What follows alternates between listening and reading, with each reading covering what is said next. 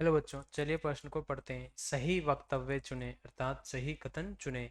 विकल्प ए या कथन ए है, यदि आपतित किरणें संतृप्त कन्वर्ज हो रही हों तो वस्तु वास्तविक होगी।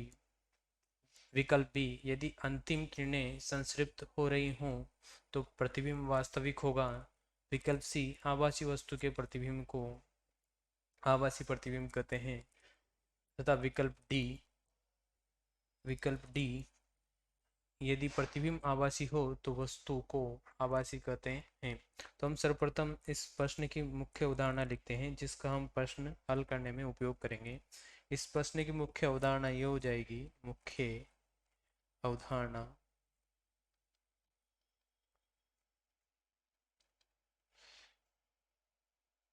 कि संतृप्त क्या होता है, कन्वर्ज क्या होता है, हम ये समझते हैं। संतृप्त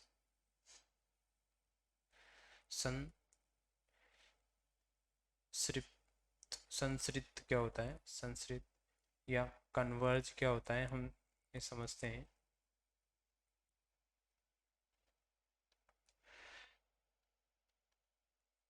संतृप्त या कन्वर्ज ये होता है कि किरणों का किसी एक बिंदु पर एकत्रित होना, अर्थात संतृप्त होता है किरणों का किसी एक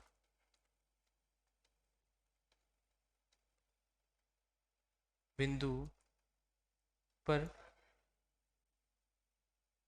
एकत्रित होना, एकत्रित होना अर्थात होना। इसका अर्थ है अर्थात कि इसका अर्थ है इसका अर्थ है कि हम चित्र से समझते हैं। इसका अर्थ है कि जैसे कि मान लो कोई किरणें हैं, ऐसे आ रही है, ये से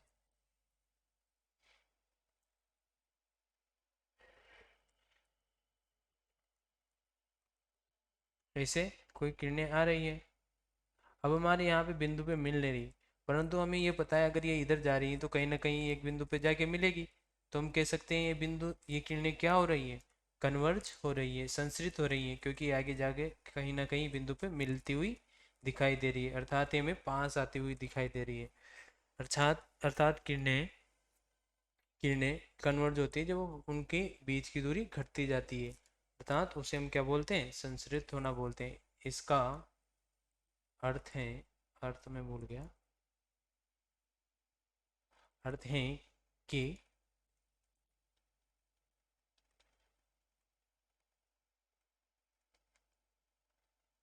वह आगे आगे जाकर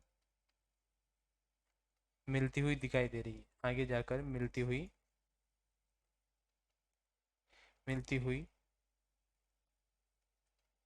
प्रतीत हो मिलती है मिलती हैं आगे जाकर मिलती हैं। अब हम समझते हैं विकल्पों के बारे में समझते हैं हम।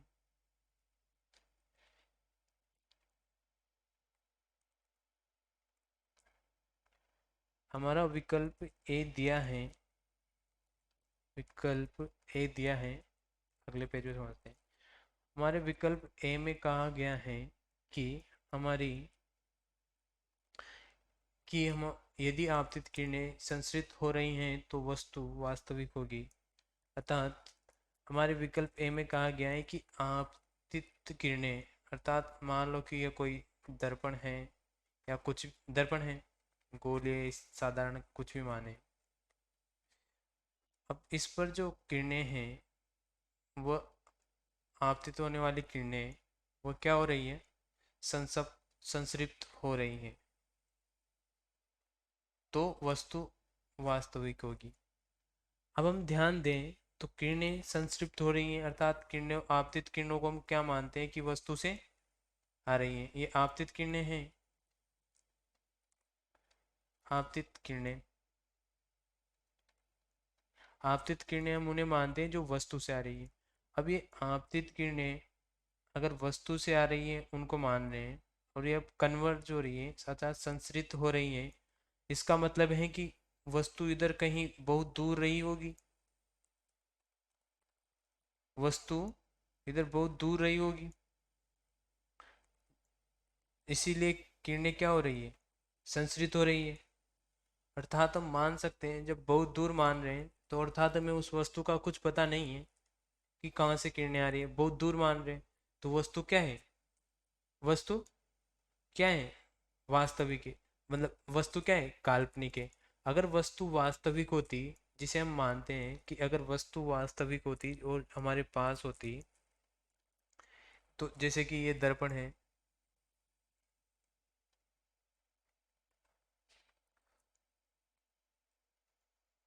और अगर हमारे पास वास्तविक वस्तु होती या यहाँ पे वास्तविक वस्तु है, तो जो इससे किरणें जाती वो ये तो ऐसी भी जा सकती है, ऐसी भी जा सकती है, ऐसी भी जा सकती है।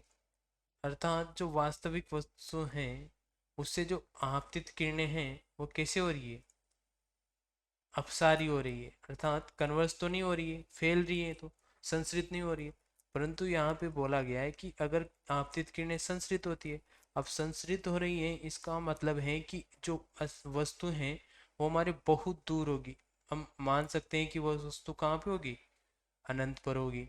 अब अनंत पर होगी तो हम उस वस्तु को क्या मान रहे हैं कि वह वस्तु क्या है, काल्पनिक है। क्या है, वस्तु काल्पनिक है, वास्तविक तो नहीं है। अगर वस्तु वास्तविक होती तो हमारे पास होती। और मैंने देखा कि वास्तविक जो वस्तु होती है उससे जो आपतित किरणें हम बनाते हैं उससे हम संश्रित होना जरूरी नहीं है, अपसारी वाली होती है किरणें। ठीक है, अर्थात हमारी वस्तु वास्तविक तो नहीं होगी अगर किरणें, आपतित किरणें क्या ना हो रही है, संश्रित हो रही है।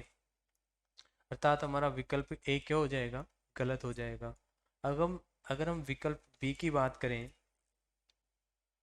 तो इसमें बोला गया है कि यदि अंतिम किरणें संतृप्त हो रही हों तो प्रतिबिंब वास्तविक होगा। अब हमें हम सभी जानते हैं कि परावर्तन के पश्चात जब किरणें परावर्तन के पश्चात संतृप्त होती हैं, तो ये परावर्तन के पश्चात यहाँ पे परावर्तन हो रहा है इसका, तथा इसका भी परावर्तन के पश्चात यहाँ पे जा रही है।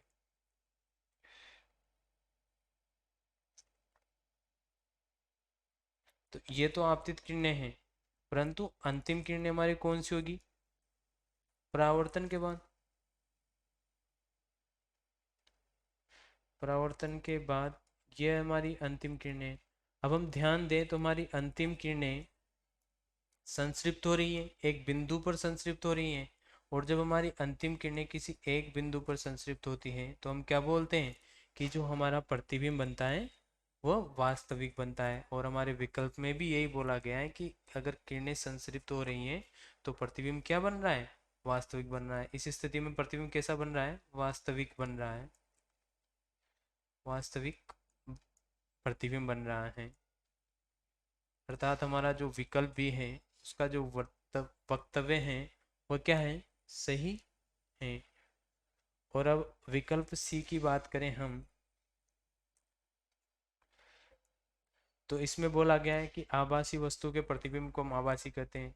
ऐसा तो बिल्कुल नहीं है, हम सभी जानते हैं कि ऐसा नहीं होता कि आभासी वस्तु है तो आभासी प्रतिबिंब बनेगा। हम किरणों पर निर्भर करता है, कैसा है परावर्तन के बाद निर्भर करता है, दर्पण पर भी निर्भर करता है। तो हम सीधे ही नहीं कह सकते कि अगर वस्तु आभासी है तो प्रतिबिंब आभासी होगा। तथा विकल्प डी में कहा गया है कि यदि प्रतिबिंब आभासी हैं तो वस्तु आभासी होगी। ऐसा भी हम सीधे नहीं कह सकते। अर्थात हमारा विकल्प विकल्प भी सही हो जाएगा। आशा है आप लोगों को प्रश्न, अर्थात हमारे प्रश्न का उत्तर क्या हो जाएगा, विकल्प बी सही हो जाएगा। आशा है आप लोगों को प्रश्न का उत्तर समझ में आया होगा। धन्यवाद।